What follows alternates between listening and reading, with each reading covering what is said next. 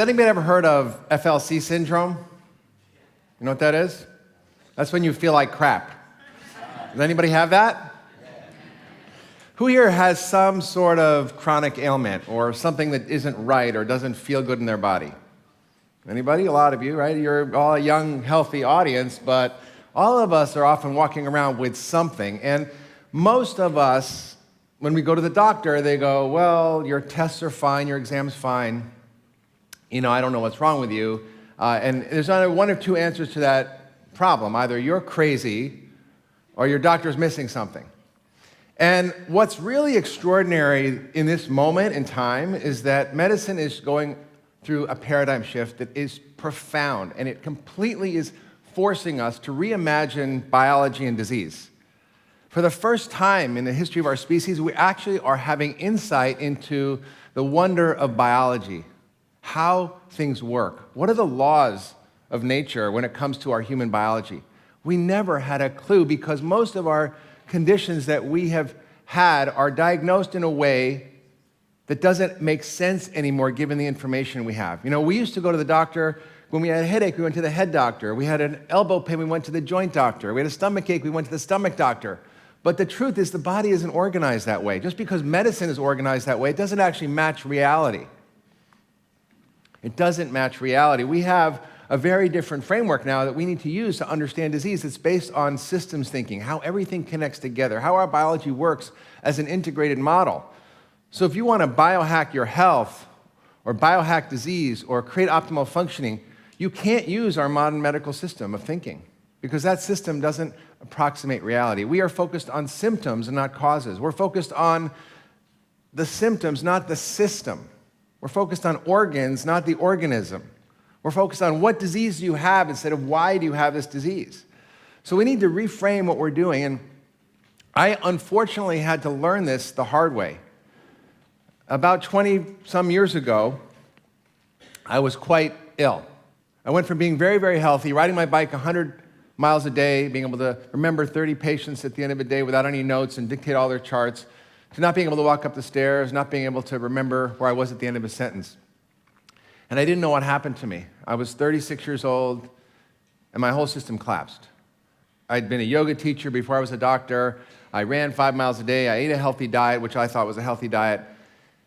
And something just went terribly wrong.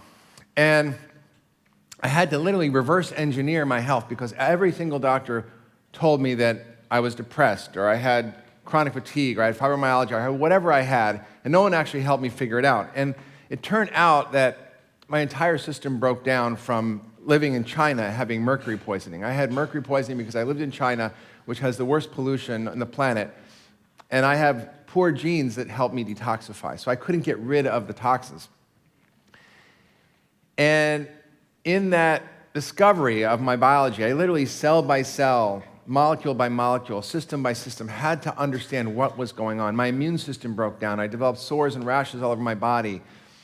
I developed terrible gut issues. I had digestive bloating and diarrhea for years. I had severe muscle pain and aches. I had cognitive dysfunction. It's like I couldn't remember anything, focus, pay attention. I was depressed. It was like I had depression, ADD, and dementia all at once.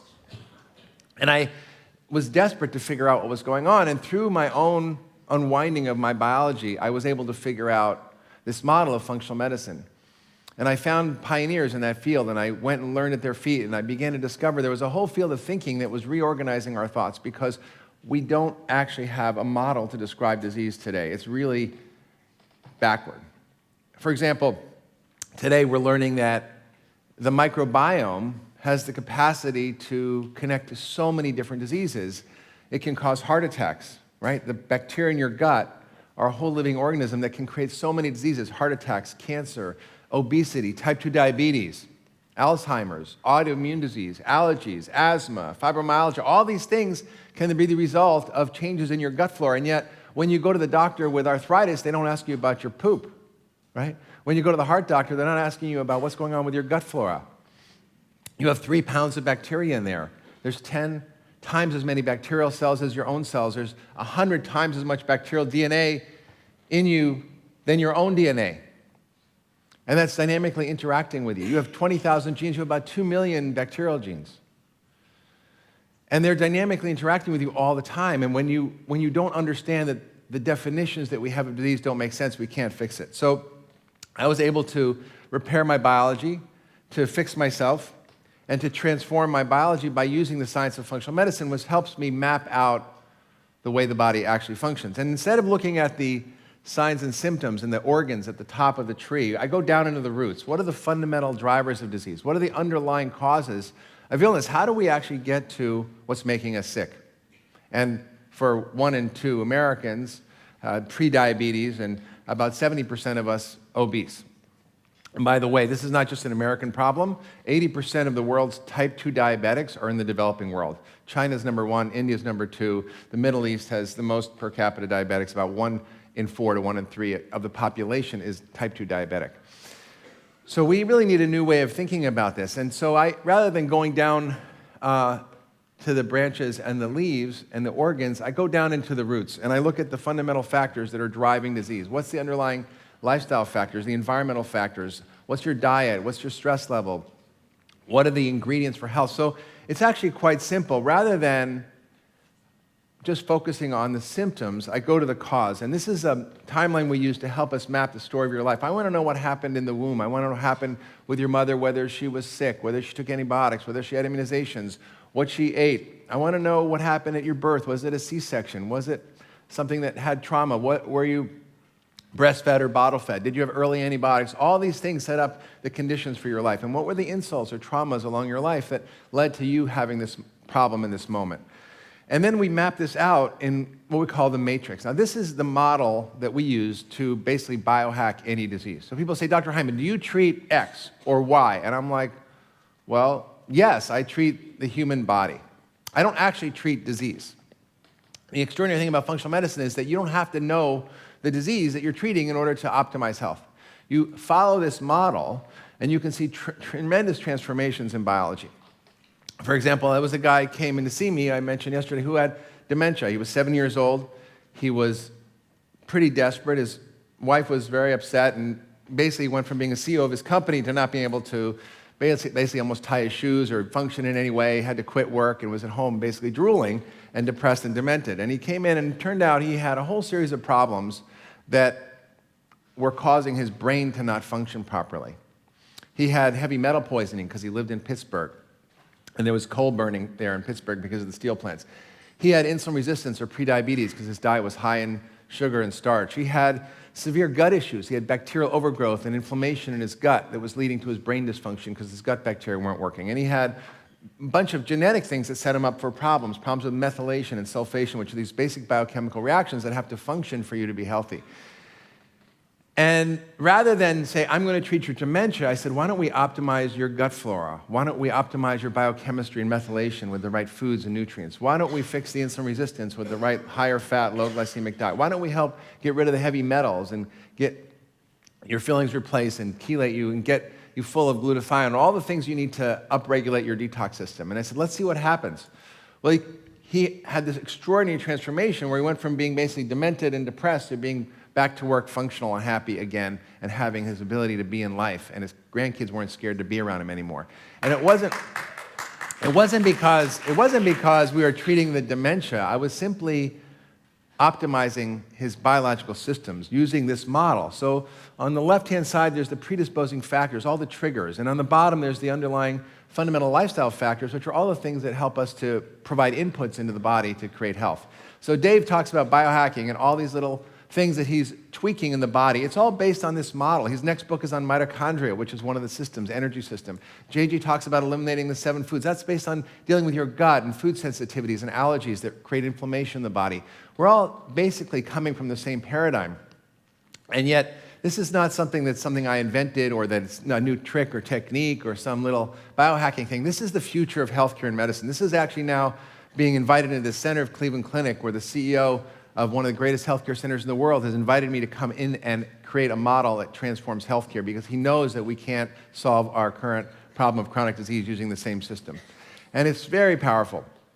So I want to sort of go into a little bit of a story about a recent experience I had, and then share with you why I think it's not the whole story.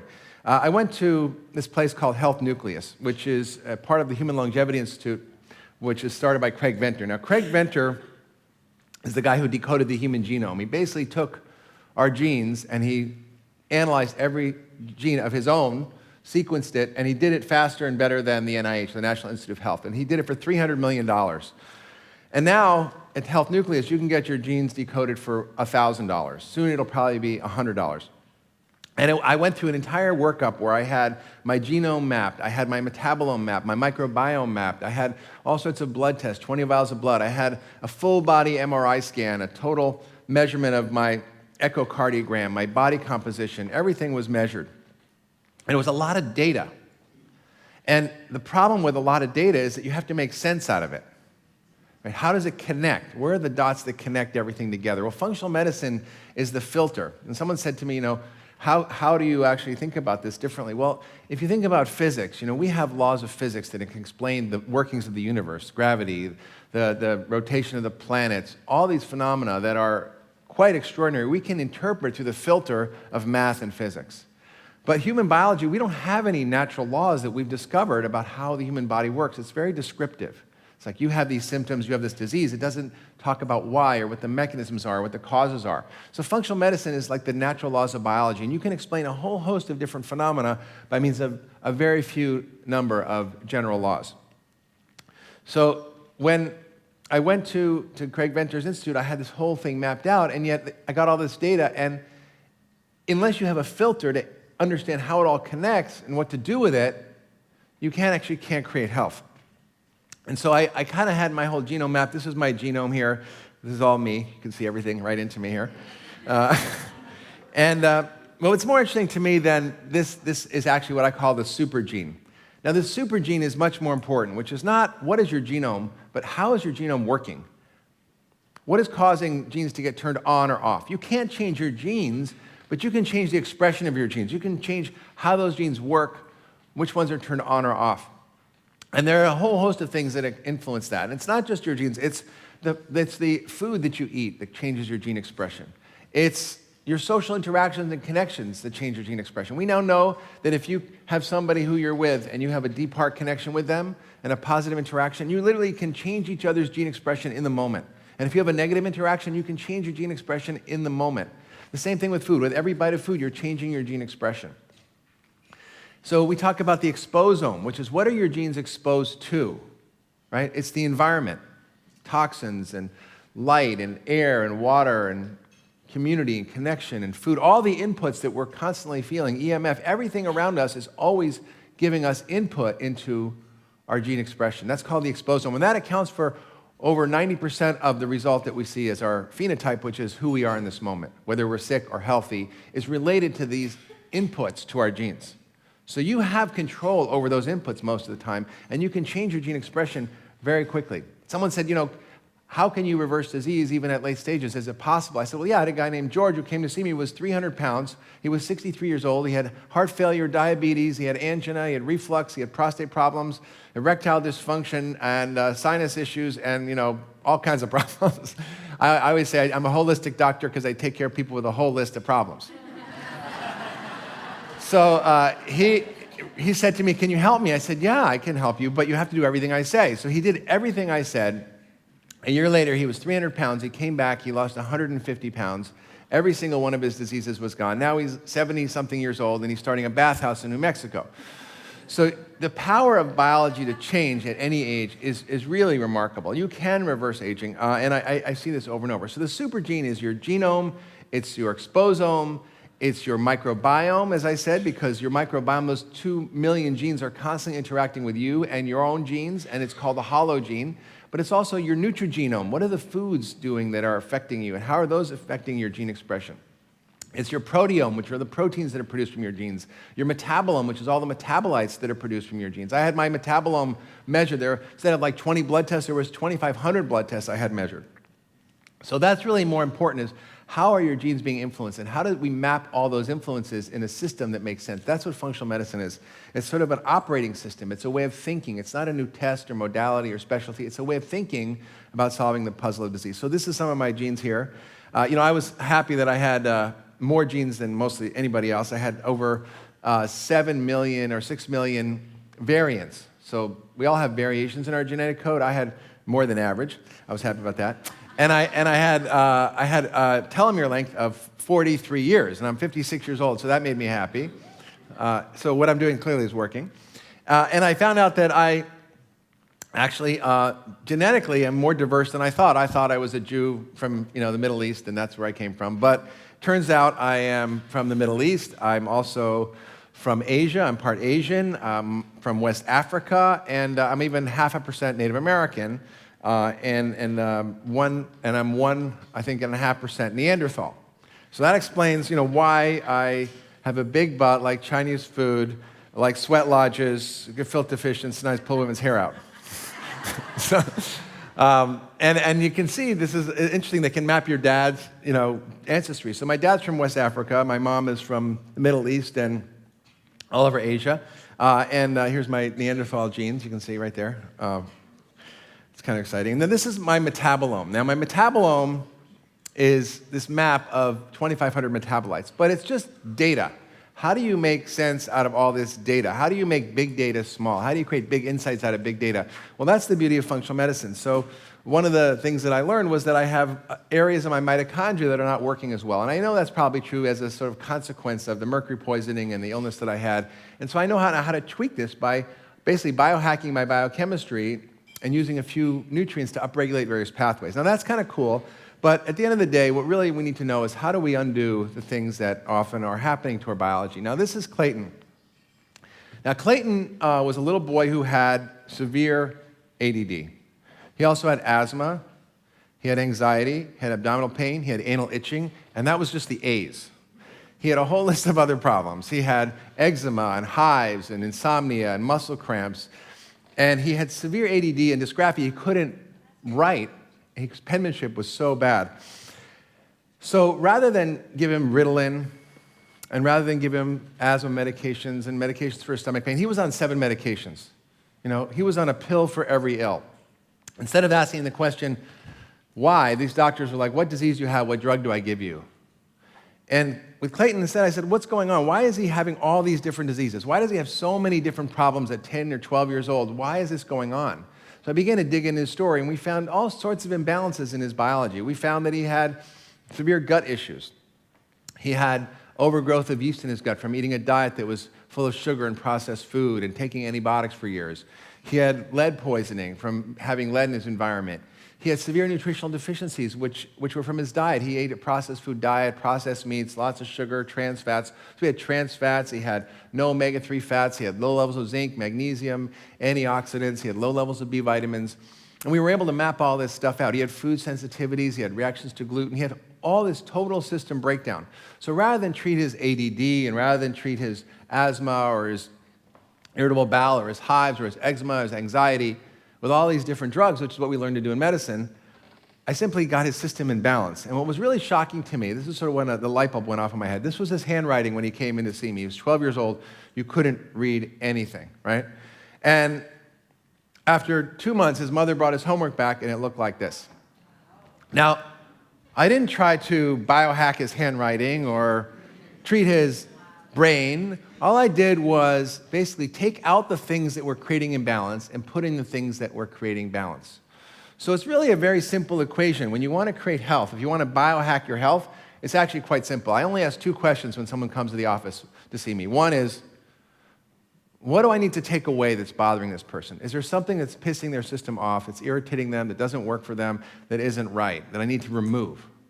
And it's a short list. These are the causes of disease. It's toxins, allergens, microbes, poor diet, stress. There's 5 causes of all disease. And those interact with your genes to create imbalance. And then there's ingredients for health. What are the ingredients for creating a healthy human? I mean, whoever here is in healthcare, you probably didn't have a class in school that says creating a healthy human 101. Did you? Probably not, right? So we have to actually go back and say, well, what is it that creates a healthy human? What are the inputs that create health? I mean, if you have a racehorse, you know how to get that horse to a high performance level. You have to feed it the right food. You have to exercise it the right way, get it the right amount of rest. All those things are scientifically designed to create phenomenal performance in racehorses. But we don't treat ourselves that way. I mean, most of the stuff that we eat, we shouldn't even be considered food. It's like a food-like substance. So with ingredients, we have to think of what are they? That it's the right food. When you heard a little bit about it just before, about what our indigenous foods were, it's just low processed, real, whole, fresh food. It's low in sugar, high in the right fats. I've written a dozen books about it. It's pretty straightforward. Everybody has the basic same concept of what is a healthy diet. The second is the right nutrients. It's also light and air and water. You're going to get a lot out this afternoon.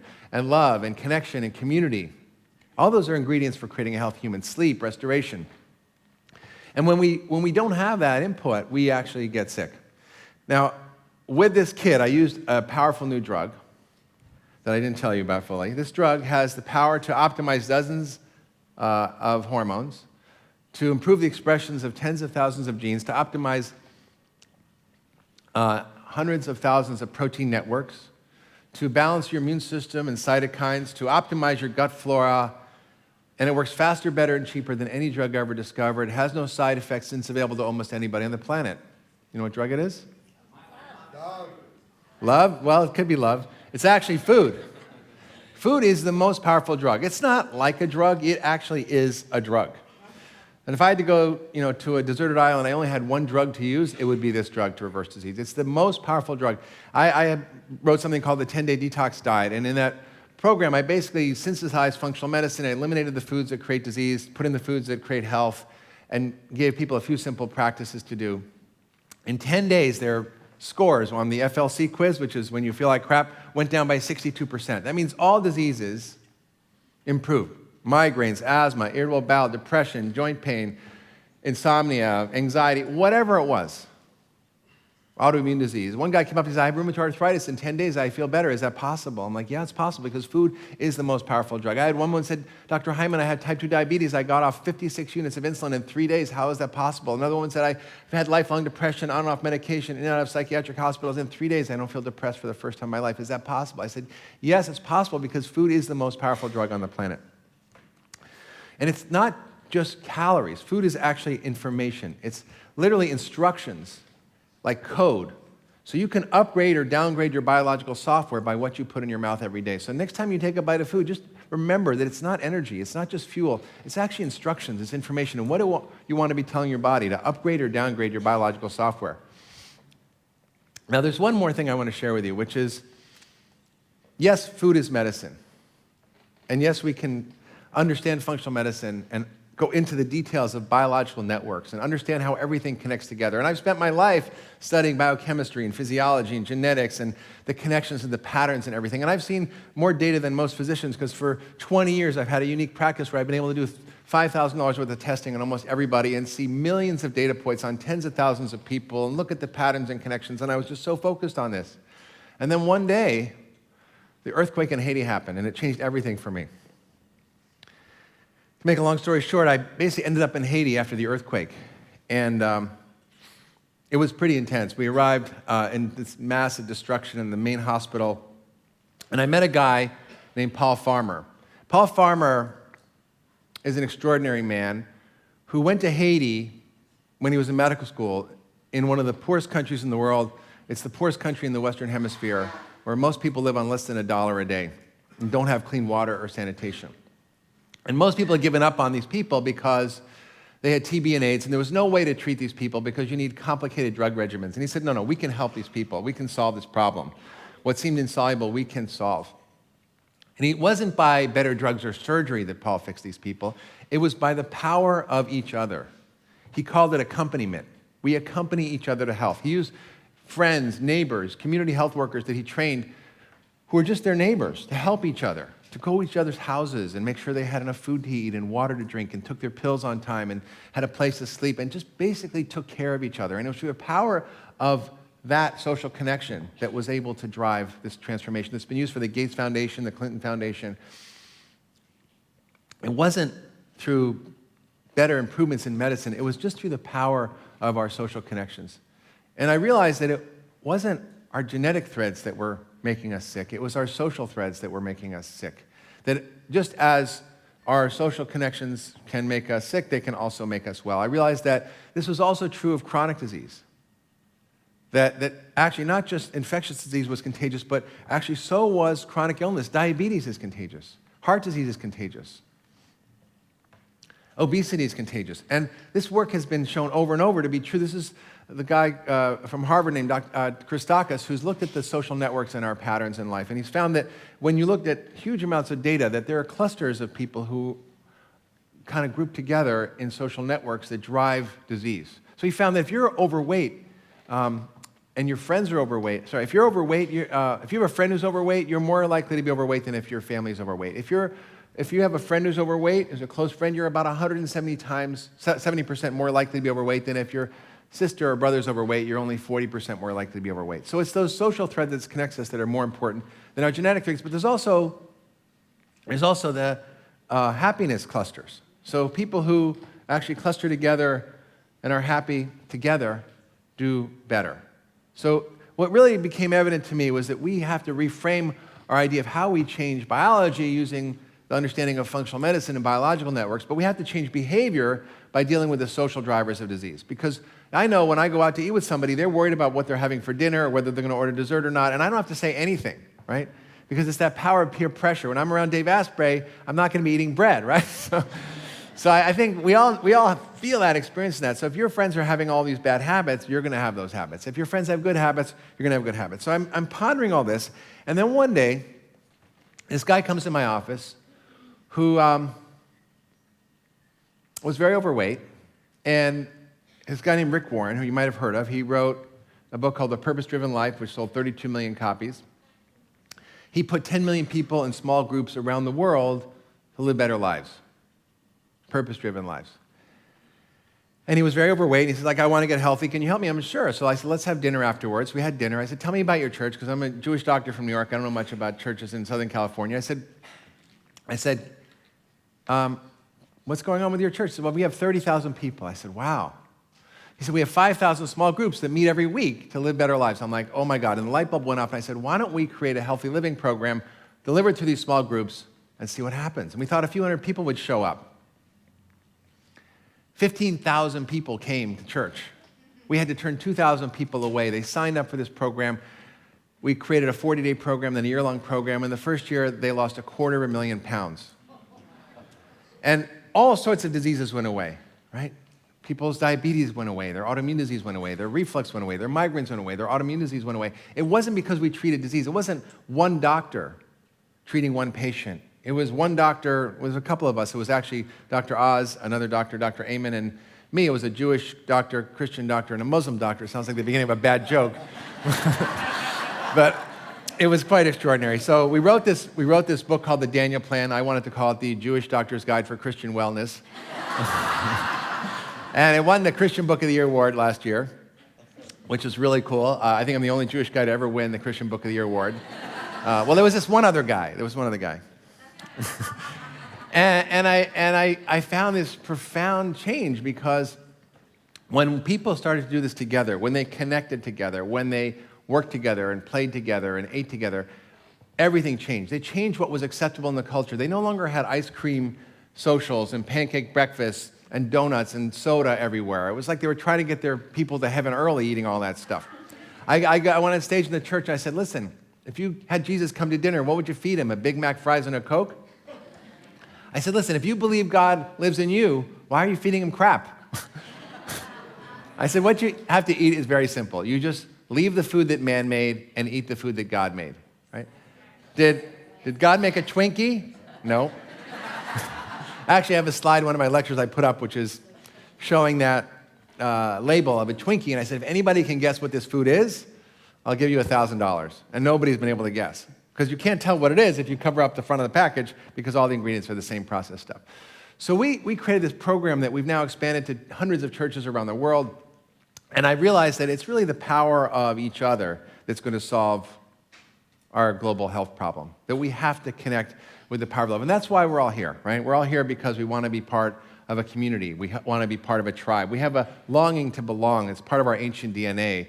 E.O. Wilson called it the social conquest of the earth. It's this powerful drive for us to connect with each other, and that drives our behavior. So we have to basically love our way out of our chronic disease epidemic. We have to use the power of functional medicine to change biological networks, and the power of love and community to change our biology. And that's really, at the end of the day, what all matters. So I'm going to leave you with a quote from an African proverb which says, if you want to travel